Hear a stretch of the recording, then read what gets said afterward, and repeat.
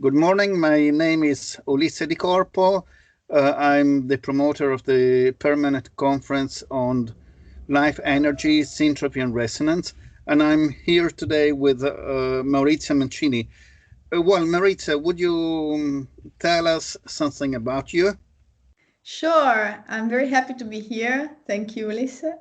So I take care of happiness. That's what I do in life. I just promote happiness, long-term happiness, in seminars for people or in companies, school, in different places, and that's because I found in my life and in my studies and in my job that happiness is something that really makes your life different, but that's obvious, but also makes you very effective, very productive in different areas. So it's so important for us as a culture, as a society to be a happy society, and there is no reason why not to do that, since it's normal and natural for people to be happy, that I dedicated my life to that. So that's what I bring in the word happiness. And it's possible. That's the first thing I want to say, because usually that's the first question people ask me. Oh, do you think it's really possible to be happy? Yes, it is. It's natural. You were telling me before that it's also contagious. Yes. Happiness is contagious. And as we said before, because right now we are talking in English and we did this in Italian before. So we are trying to do the English version of it.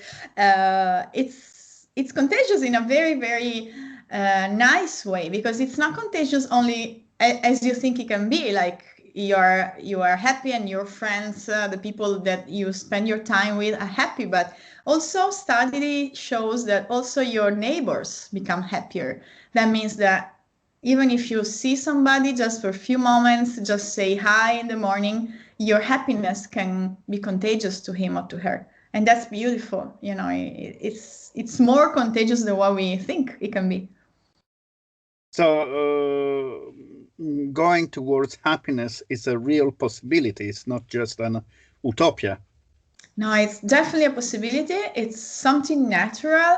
And there are a lot of theories about that. In the paper that we wrote for the permanent conference, we just have a bite of it. We just have a taste of what's the topic, of what's the happiness research that man has done in the world, because it's a topic very old for us, but right now finally the science is taking care of it, and they discovered a lot of things. And one very nice thing is that you can really feed your happiness in a short-term way and in a long-term way at the same time.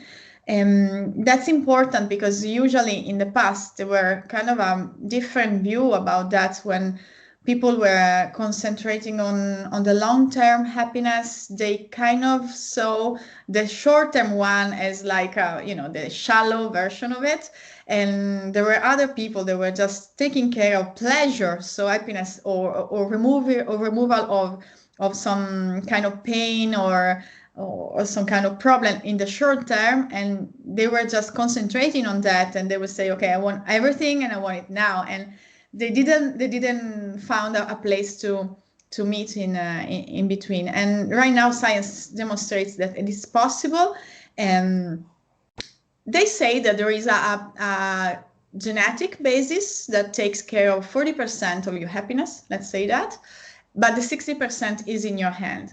So as we say, this 40% that is genetic doesn't mean it's written in stone, because we have all the epigenetics studies now that show that that there are some effect of the ambient around you, or on your activation of some different genes. So even this 40% can be different. It's not a curse, let's say that. But even if it were written in stone, the 60% of it's all in your hand. And the way to feed, to nurture your happiness is not that hard. Usually what we do is just we are just creating problems for us about happiness. If we stop bothering ourselves, it's easier to be happier. But when we say stop bothering ourselves, it's difficult to see what we do, because usually we are not doing that on purpose. Of course, everybody wants to be happy, but sometimes the way you think that is based on what happened to you in the past is not the best way to think for you. Or in other cases, you just don't see all the options you have. And the way to go over that, it's very nice, because yes, you have to go inside yourself and study yourself, and there are a lot of techniques to release your blocks, or release your auto sabotage. How do you say that in English? Yes, that is correct. Thanks. There are a lot of techniques, and I teach most of them, but there are other things that are beautiful, because there are a couple of things that we say also in the paper that really helps you to nurture your happiness. And these couple of things are empathy and compassion. And this is something we never think about as a culture. We don't think that being empathic and compassionate can be a value for yourself. We always think that this gives something to somebody else. But studies say that being compassionate really feed your happiness first, more than the other person. That, of course, can receive your compassion, so your help and your feelings. But for you, that really changes your lifestyle. So it's not only possible, but it can be seen as a kind of it's a social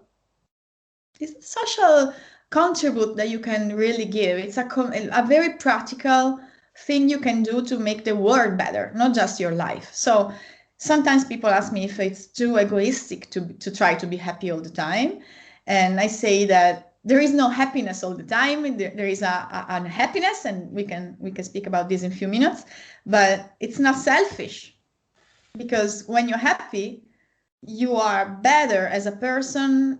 Study says that you can also see better intention in other people's actions. So you see other people as better people, and you contribute in your society in a much better way. So it's definitely the opposite of selfish. And then there is no happiness all the time, because that's not real happiness. Real happiness, as we define accordingly to science, is that you have short-term serenity and good feelings and maybe pleasure sometimes. In a long-term sense, you feel the meaning of your life. So it's a kind of a global situation. What they say about people that are happy is that they're not content all the time. That's a very interesting thing. Being happy doesn't mean being content all the time or joyful all the time. They found that the happy people around the world, the happier people around the world, are the ones who have the best emotion to every situation. So they are sad, but then when the sad thing finishes, they are happy again. When they can be angry, but then they just don't bring the angriness all around, the anger. Oh, sorry, because I'm not. This is not my my native language, but even if they're angry, they don't bring the anger in the days after the situation. Actually, what I found in my job, it's not only what they say in science. I'm talking right now about what happened in my client's life, is that when you're happy as a person, then anytime you have a different kind of feeling, is an opportunity to find what is it in yourself that brings that feeling in that moment. So people become very good observer of their own inner life when they're happy. So they forgive themselves easily to be, for instance, to be angry.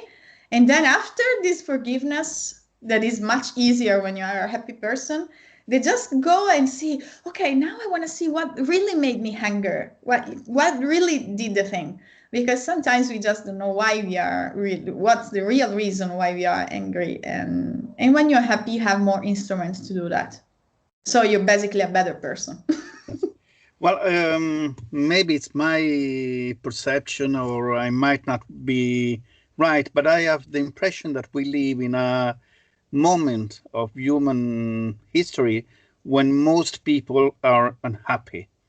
Can you explain me why there is such a widespread unhappiness in this moment? Okay, so I thought about this. This is my thought. I have no idea. There is no scientific value in what I say. That's a practical one. That's my opinion. That's what I say. So first of all, the first thing that comes in my mind when you ask me this thing is my grandmother. And she's a happy person.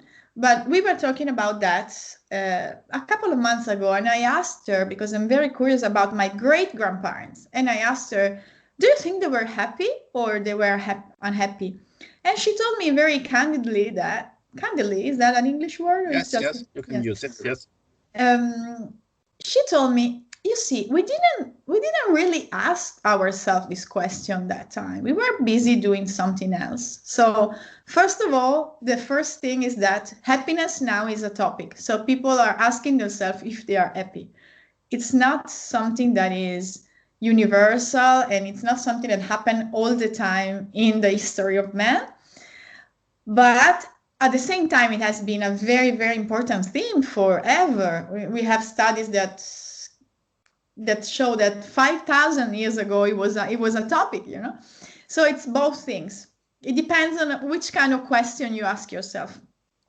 The second thing is that we are in a very individualistic culture right now. So since relationships are one of the most important way to nurture your happiness, as a lot of studies show, our relationships right now are kind of difficult because there is less trust around, and this trust is less even in official institution. For instance, we have a trust crisis, I say, in our culture. So that really makes it more difficult. But at the same time, we are in a culture that really studies everything, and that means that a lot of people studied how to build your trust in yourself and in other people. So even if it's a very unhappy period for some, it's the period where most of the techniques to be happy are developed. So it's a good moment. It's like the chaos before the new era, but it's not a new age kind of thing. It's just right now we have all the instruments, all the kind of communication that we can use to really make the difference. So I'm an optimistic person, as you see.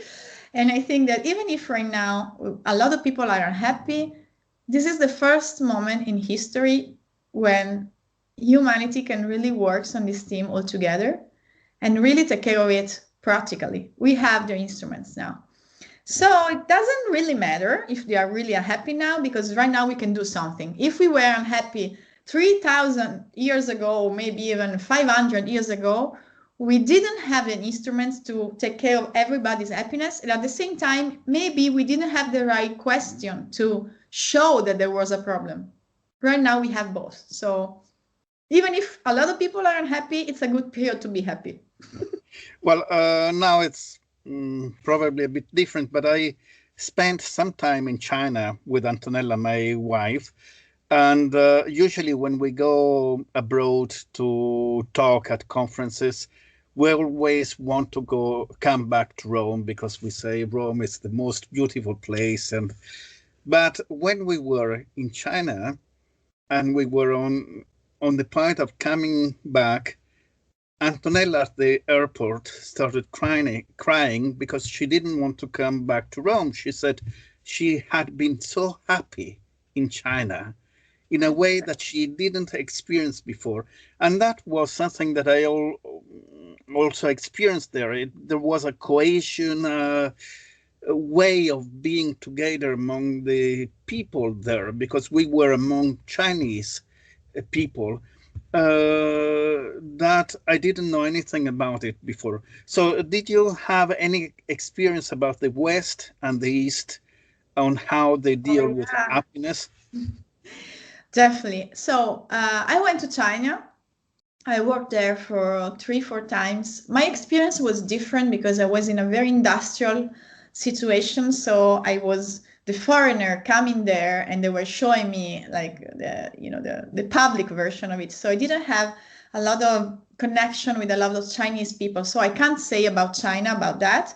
I can say about the people that were dealing with me, and they were super nice. We spent a lot of nights together talking about jokes in their own country, because I'm very curious about jokes around the world. That they say a lot about a culture to me. So I asked them a lot of jokes, and they told me a lot of jokes about animals, and it was very Chinese to me. It was very nice. The food was great, and we spent a lot of nights and together after working. We were a group of people, and I remember the way they were so caring about each other. There was a hidden way of being caring, and I really loved that.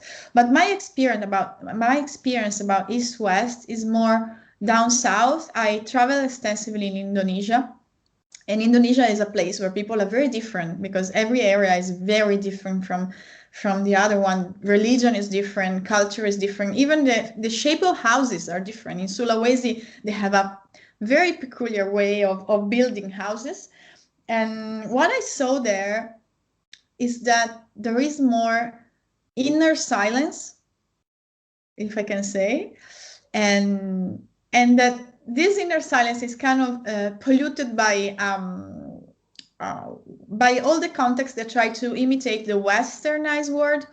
And I had a professor in university. He was very into the Americanism. That was the word.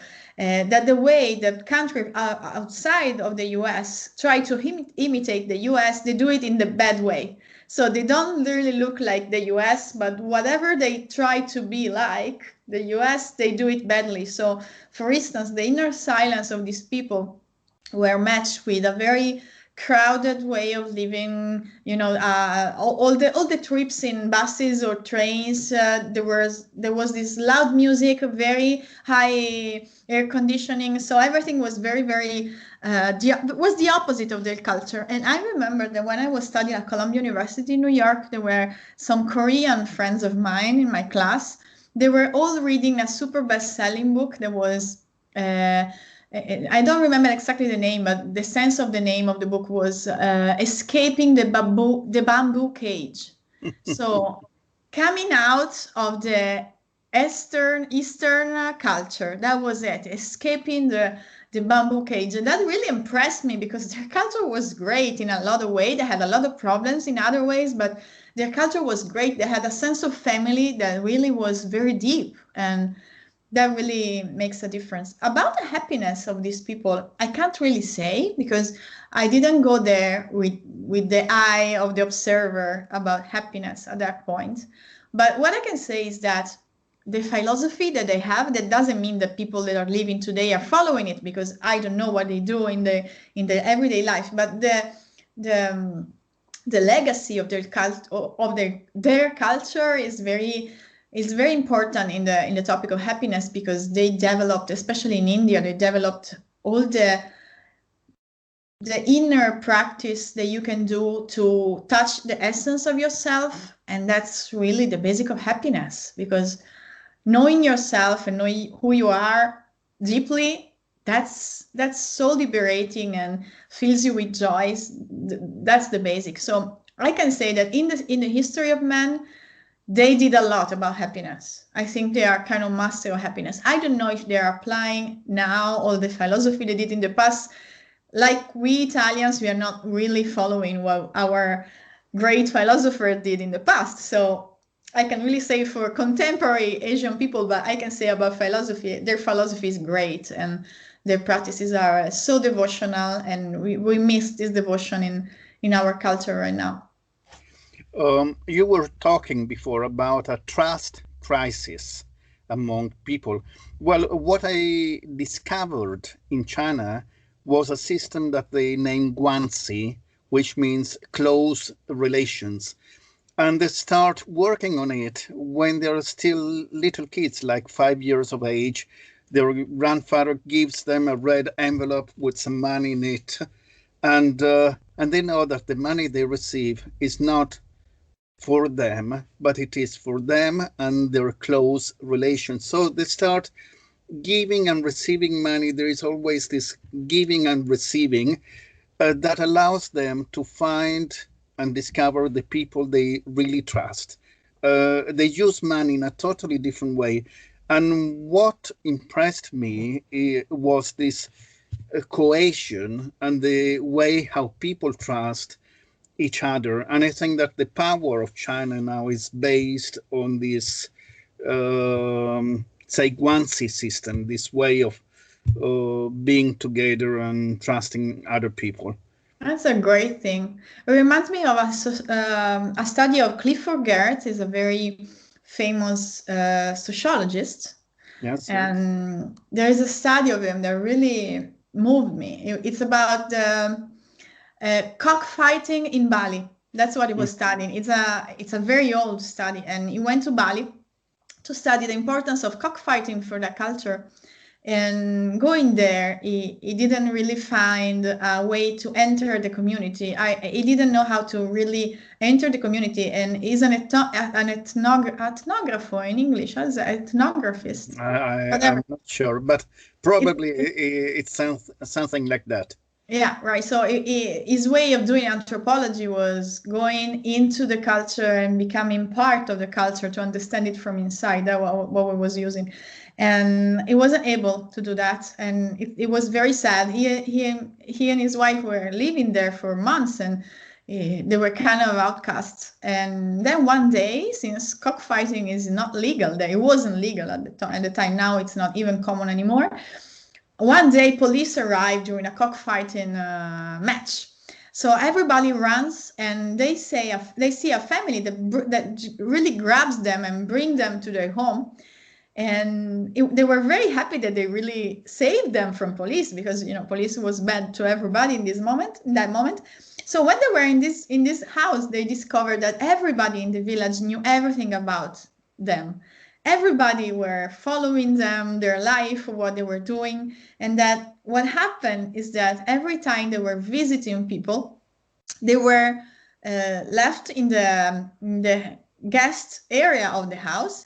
But culturally, the guest area of the house was also the teacher area of the house. So sitting there, all the family that were living there was waiting for them to teach them what was happening. So they didn't say anything about their culture, because the spatial situation was not something that really brings the family to talk. But that time they were just eating together because they were hiding from police. So they went there and just had something to eat. And in a different spatial situation, they were able to enter the family. And then they discovered that they had a lot of connection too. They had this same thing that you were talking to me about, that the community importance was different. From our point of view, Chinese and Asian, but Chinese especially, way of living the community is kind of scary, because we see a kind of homologation. We see also the martial. They look like they are in an army. Even if you go outside a restaurant in the morning, all the staff is lining outside and standing. So we see just what we can see, as we always say, you always see what's in yourself in other people, but especially in other countries, if you don't have somebody who really makes you enter the country like it happened to you and your wife. And so from outside, we just see what we see as a bad thing. But I'm sure that entering the Chinese culture and the Asian culture, the all different Asian cultures that are there, the sense of family and communion that they have is something that we are missing right now. The egoism we have here is not arrived there yet. And so we can learn something from them if we go past our prejudice. I found that there is a lot that we can learn. The element that allowed us to enter in their community in a way, to be part of them, was building a relation of trust. In the moment when they trust you, then they are totally different.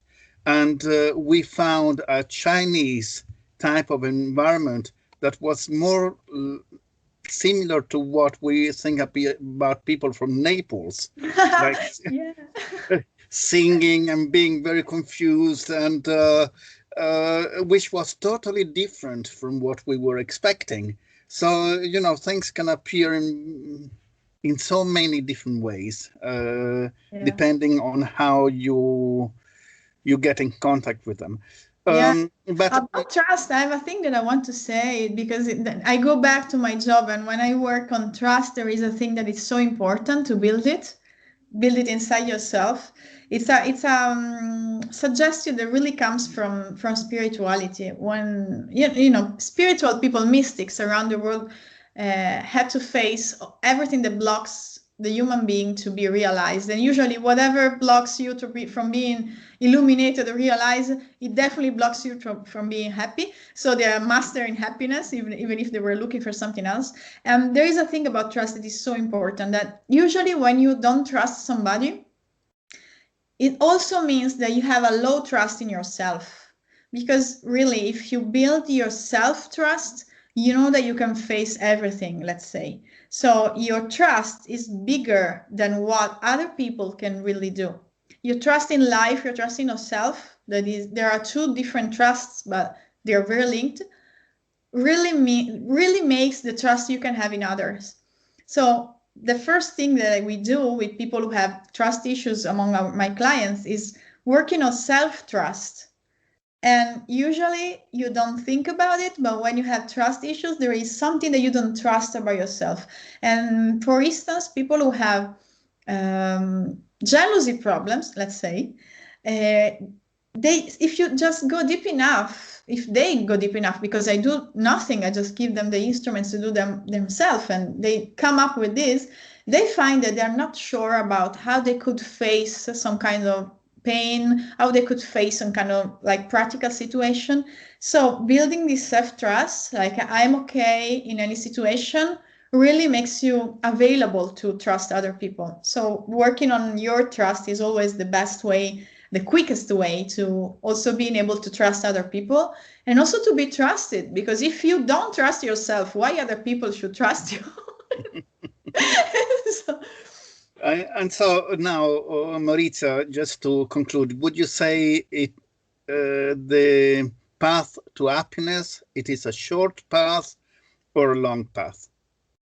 the path to happiness is everyday path that gives you everyday satisfaction. So it's not either short or long, because if you look at what being the perfect happy person means, and if you go in all the pillars of happiness that I put in also in my book, it seems that you have a lot of things to do, a lot of things to work on yourself before being happy. But actually, every little change in your happiness situation gives you happiness. Like if you come from a very sad moment and then you find a way to stay a little better, since happiness is so into you, is so built in your bones, you are just more happier. So it's a long path, it's an infinite path. If you want, you can always be more happy. There is no end of it. You can always be better and better and better, since it's also having the proper emotion to every situation. It doesn't mean being content all the time. So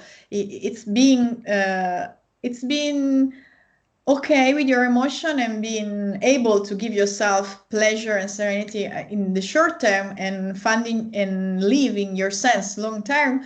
Since it's that, every day is important and every day can be happy. So you can be happy forever starting now. It's both short and long. That's how we say. Yes.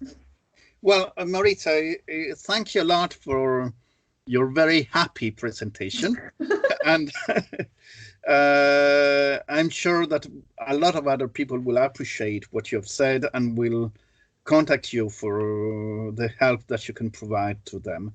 Sure. They can find me on my website. We didn't say that. It's mauriziamancini.com. They can yes, find I'll write it underneath our interviews so that they can find you. Well, I hope to have an opportunity to interview you again in the future. It has been very nice, and it has been very nice for me too. I always like to talk to you. We can talk for hours, Lisa. Yes. Okay. Thanks. Bye. Thank you so much. Be happy, everybody. Bye. Bye-bye. Bye-bye.